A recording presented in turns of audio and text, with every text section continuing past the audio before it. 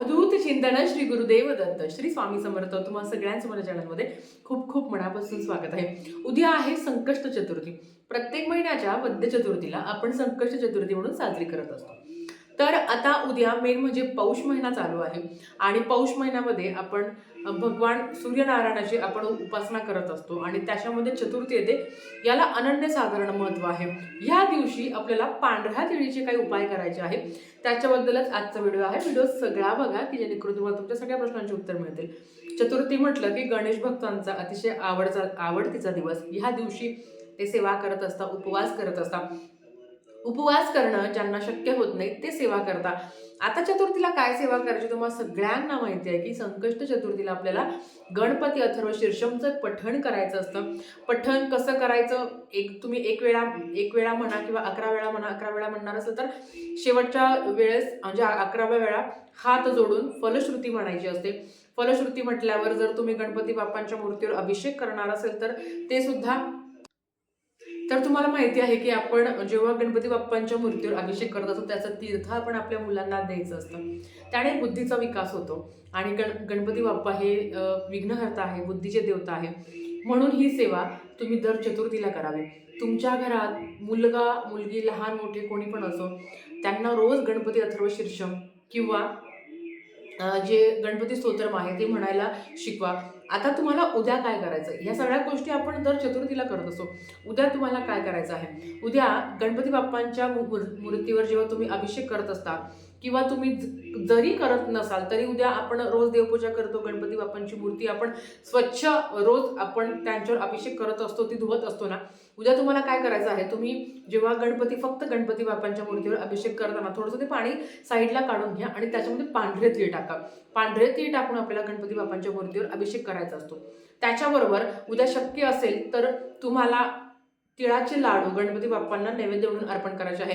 ज्यांना तिळाचे लाडू अर्पण म्हणजे व्हायला किंवा अर्पण करायला शक्य होत नाही त्यांनी काय करायचं, त्यांनी फक्त त्यांना तीळ, जसं आपण चतुर्थीच्या वेळेस बघा म्हणजे गणपती बाप्पांच्या मूर्तीवर अभिषेक करून आपण गुळ खोबऱ्याचा नैवेद्य दाखवत असतो. त्याच पद्धतीने गुळ खोबऱ्याचा नैवेद्य दाखवल्यावर सुद्धा तुम्हाला थोडंसं तीळ घ्या. प्रत्येकाच्या घरात आता तीळ असेलच किंवा तिळगुळाचे लाडू घ्या. ते तुम्हाला गणपती बाप्पांना अर्पण करायचे आहे आणि नंतर तुम्ही ते स्वतः खाऊ शकता. आता ज्यांना मंदिरात अर्पण करतात ते तर अतिशय उत्तम. चतुर्थीच्या दिवशी दानाला अतिशय महत्त्व आहे. तुम्हाला शक्य असेल तर तुमची यथाशक्ती काय असेल ते तुम्ही गणपती बाप्पांच्या मंदिरात तिळीचे लाडू दान करायला विसरू नका. किंवा घरातही तुम्ही गणपती बाप्पा समोर तुम्हाला ते जे लाडू आहे ते ठेवायचे. 2, 4, 5 किती असेल ते तुम्ही ठेवू शकता. आता आपल्याला माहिती आहे की चतुर्थीच्या दिवशी चंद्राची पूजा करायची असते, बरोबर. जसं आपण सूर्याला अर्घ्य देत असतो ना त्याच पद्धतीने चंद्राला पण अर्घ्य द्यायचं असतं.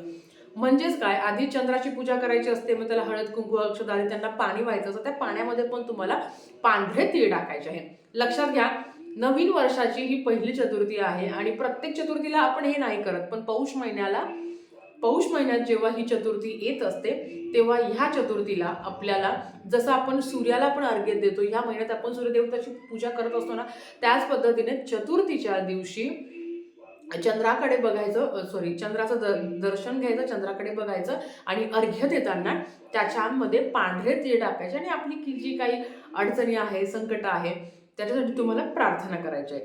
ही अतिशय साधी सोपी सेवा आहे. मी नेहमी व्हिडिओमध्ये एक सेवा सांगत असते.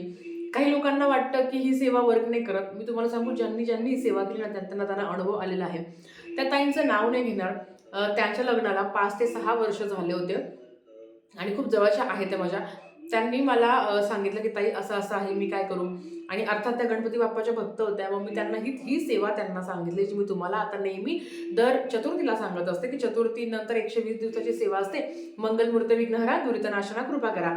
हा मंत्र तुम्हाला रोज 120 दिवस म्हणायचा आहे. रोज 121 दिवस, रोज 120 वेळा म्हणायचं आहे. असं तुम्हाला 121 दिवस ही सेवा करायची आहे. ही अतिशय प्रभावी सेवा आहे.